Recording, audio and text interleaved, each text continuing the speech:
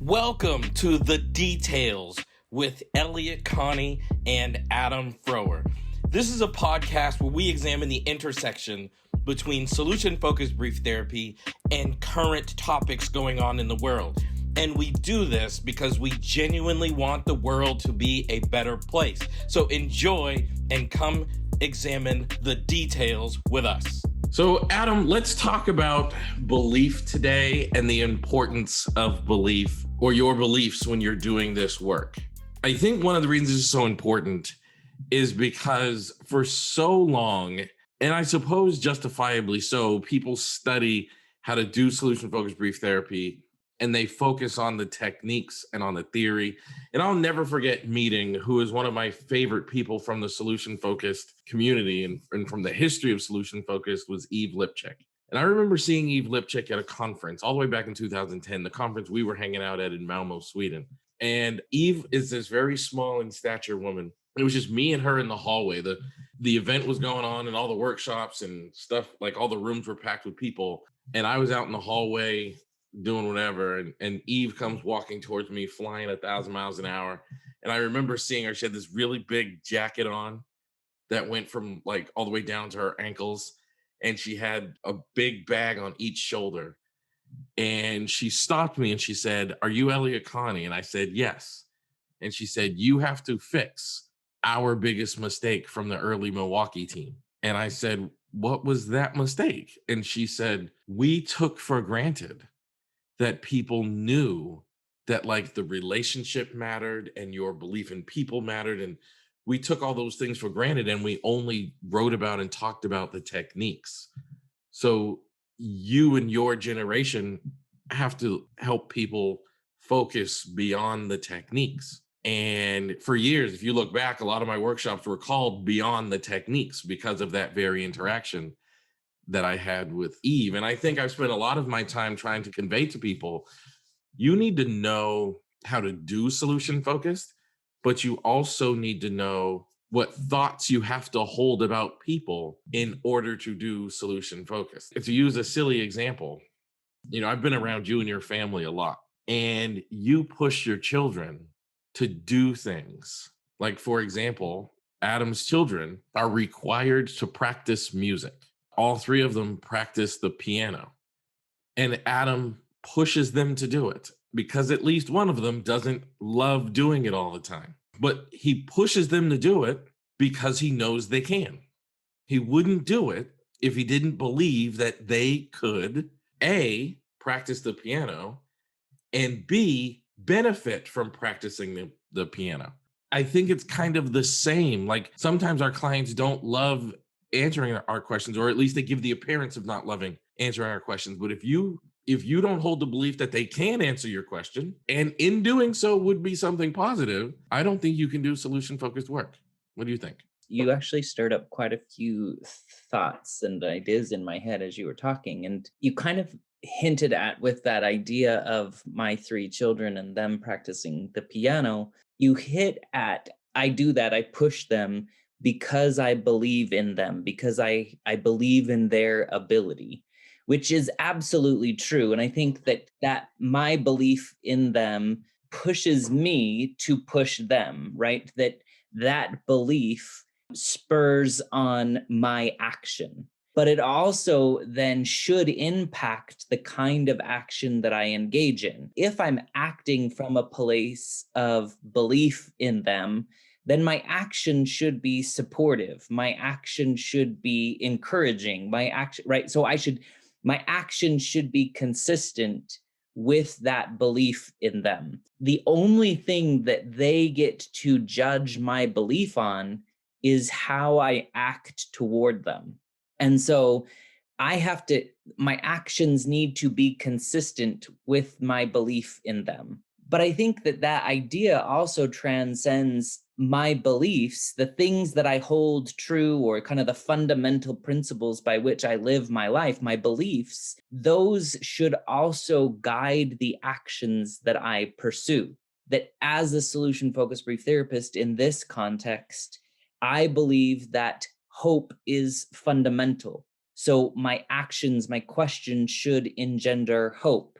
that I believe that forward thinking, in some sense, planning the future, is a useful exercise. And therefore, my questions should reflect that. So when clients come to us and they're looking for change, when they're looking for something to be different in their lives, my beliefs about change and how that happens should guide my actions. And so I think that you're kind of hitting at two different levels. My belief in people should be conveyed by my actions, but also just the fundamental beliefs that I hold should guide the way I live my life. Yeah, and I think your client should experience that. Like if I take your three children, for example. So let's say Adam only encouraged or pushed two of his children because those are the two who enjoy it the most. And then that third child, he just never mentions music to. That child will feel like my dad does not believe in me. That child would feel like my dad does not think I can do this or does not think I'm good at this. And I find it funny sometimes. And I don't mean to say funny like haha, but I am certainly aware that there are times that people ask us questions. And it's clear to me in the question that the therapist has lost belief in that client.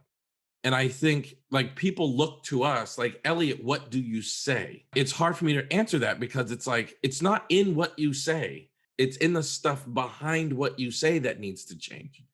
It's your attitude that needs to change. It's your stance that needs to change. I can't tell you what to say, but I can tell you the positionality from which to say it. I think it's so hard for people to understand that. Like, you convey a sense of belief. And there's this really funny story I always tell people, it's totally true. When I was in high school, I was very, very good at baseball. I made the varsity team at a young age. I was young for my grade. And even at that point, I was even young. So I was 15 when I made the varsity baseball team.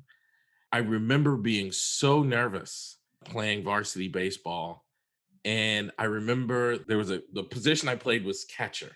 And there was a guy there who was really good. His name is Pat Mason. You can look him up. Pat Mason, he's now a D1 baseball coach. He was a couple years older than me. He was 17, 18 years old, and I'm 15 years old. I'm super nervous. He played my position.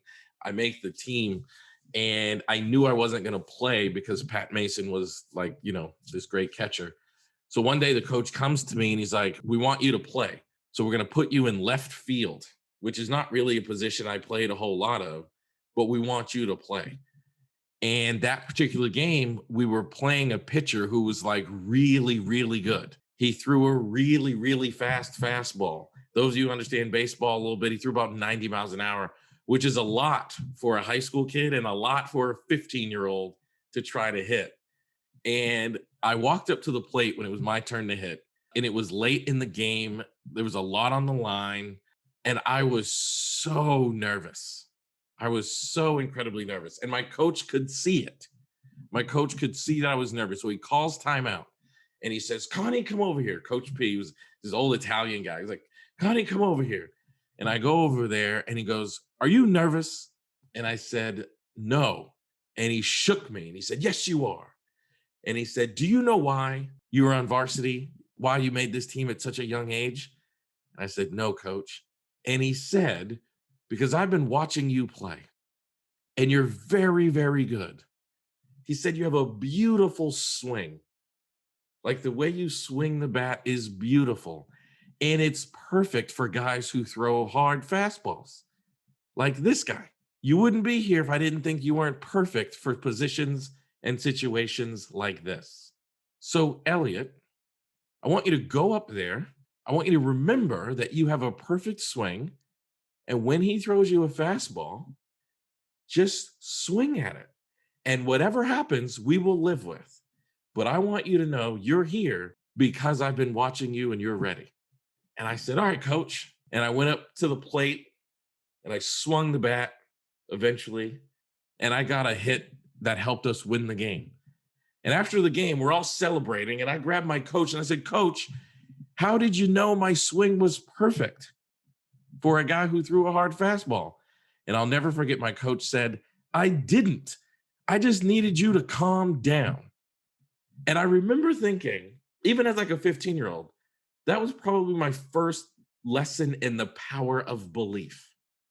Like my coach believed in me and he needed me to believe in myself in order to have success. And sometimes what makes you successful in solution focused brief therapy, like it's not the questions. Believe it or not, it really isn't. It's the stance that you take in that moment that helps the client experience like someone believes in me. Because in essence, if you're asking me about the presence of my desired outcome, on some level, you believe I can achieve that desired outcome.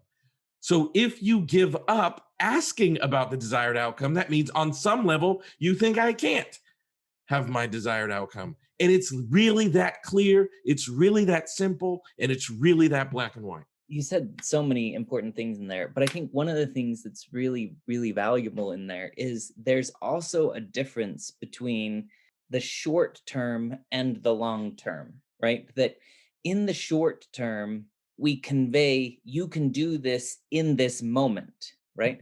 Kind of going back to that example of my kids, I have this one kid who doesn't really like to practice, and I convey belief in him that he can play a particular piece, that even though it's hard, even though he's stumbled, even though he's made mistakes several times, I convey, you can do it this time, this next time, right?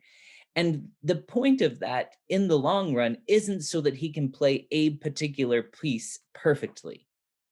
It's so that he can develop the skills that maybe he's going to apply to the piano, but maybe he's going to apply to some other completely unrelated task, right? Maybe at some point he's going to be a graphic designer, or at some point maybe he'll be a truck driver, or whatever it is. But the skills that he's developing in that moment are things like persistence, things like dedication, things like not giving up, things like being willing to try again when I fail, right? All of those things. So I convey in the short term, you can do this, hoping that the skills that he learns and the confidence that he builds will carry him through in other moments when he's doing different things, and even perhaps when I'm not there, right? And so, in some sense, that belief that we convey in people, sometimes I think people get lost in solution focused sessions. And I think sometimes people get lost in life because they think that the belief that we're conveying is you can play the piano.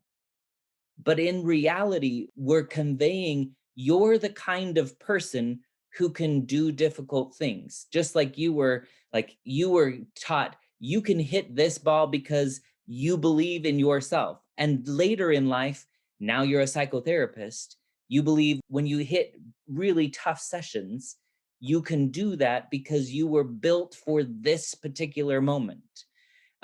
So really, I think when we convey our belief in people, we're not conveying, it's not like we're showering them with empty compliments. Right. But what we're doing is we're seeing them for the capacity for which they have. And then later on, they also catch that vision of the capacity they have, and they begin to interact with all kinds of difficult circumstances from a place of capacity. So when we're conveying belief in people, it's about their ultimate ability, not a particular situation. It's not necessarily even about that thing. Like what my coach taught me in that moment, it wasn't just about baseball. And he was totally the kind of guy that was teaching you life lessons through baseball. But what he taught me in that moment was I can do difficult things. And I never forgot it. Like I honestly, throughout different periods of my life, I think back to that particular moment in my life. And I think if I could do that, I could climb the next hurdle that I'm facing. Whether or not I became a great professional baseball player or not, that wasn't his point. He wanted me to know that I could do difficult things when necessary. And he wanted me to know, and I remember talking to him about this, the first point of success is the most important because that's where you build evidence of your skill set. So that was actually my first success in the high school baseball level. And it built from there. And that was also my first success of something. Like, I remember that was my first meaningful thing when I was like, I don't know if I can do this. And that was the first time I proved myself wrong. And I've thought about that often. So, like, who cares if your child becomes like the greatest pianist in the world? That's not the point. The point is for your son to know I can practice and learn lessons just from the journey. Like, it's not necessarily about becoming a good pianist. On some level, I probably assume you believe he can become a great pianist if he wants to. But what I know is what you believe is he can get better. And the lesson is if I work hard at stuff, I improve. And I can do things that I like don't want to do and improve. And I think we have to remember that. The biggest issue that I see people using solution focused brief therapy, and like this is super honest, is they give up.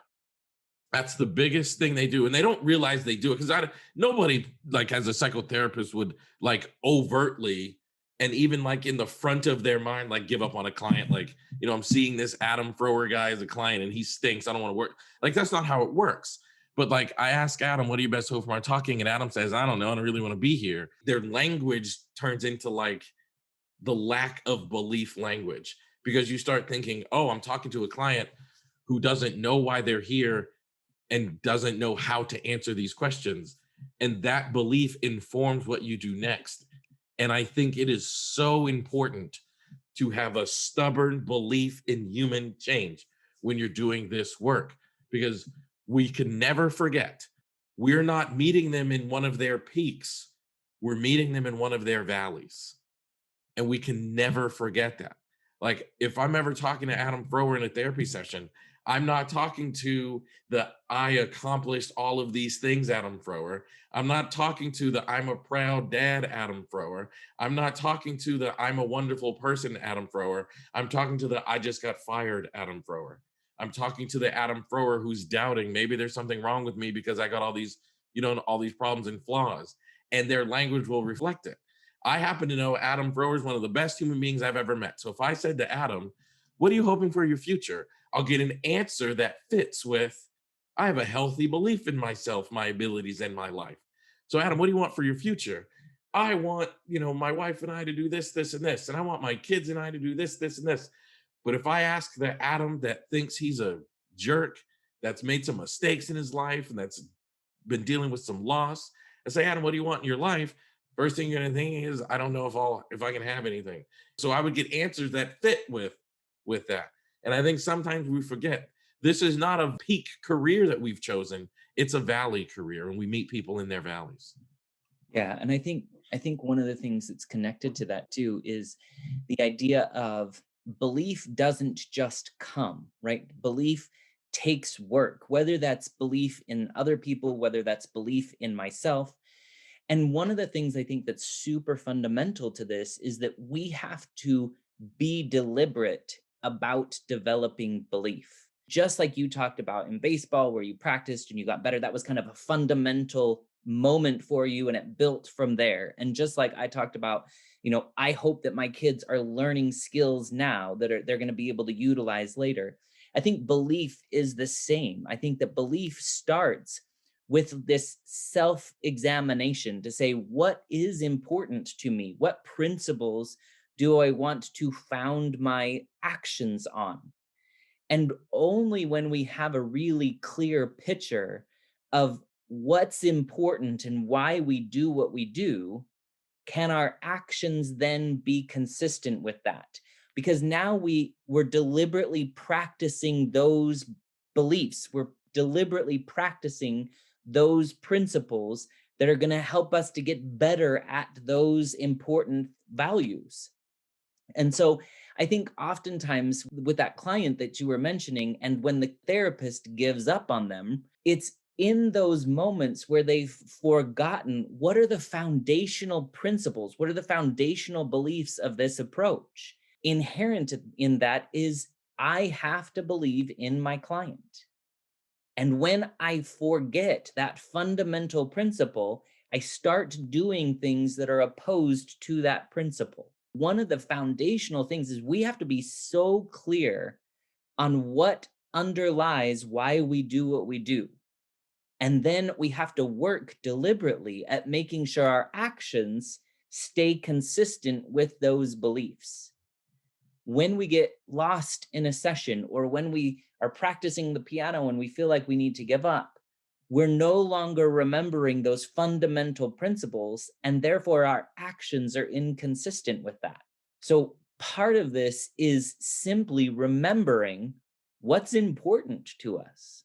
So you said like we have to do this deliberately. What's an exercise we can leave people with that would help them deliberately build their belief? It comes down for me to making a list, right? Whether that's a list of these are my fundamental values, my fundamental beliefs, the things that should guide my actions, or a list of what do I know about myself that lets me know I am capable of doing the things that I want to do, right? So why should I believe in me?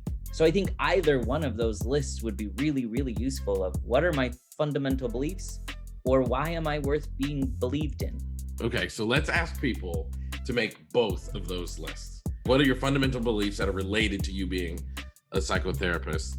And what is it about you that should allow people to believe in you, right? So I'm gonna ask people to make both of those lists. Adam, this is awesome. Thanks, bud. Absolutely, thank you.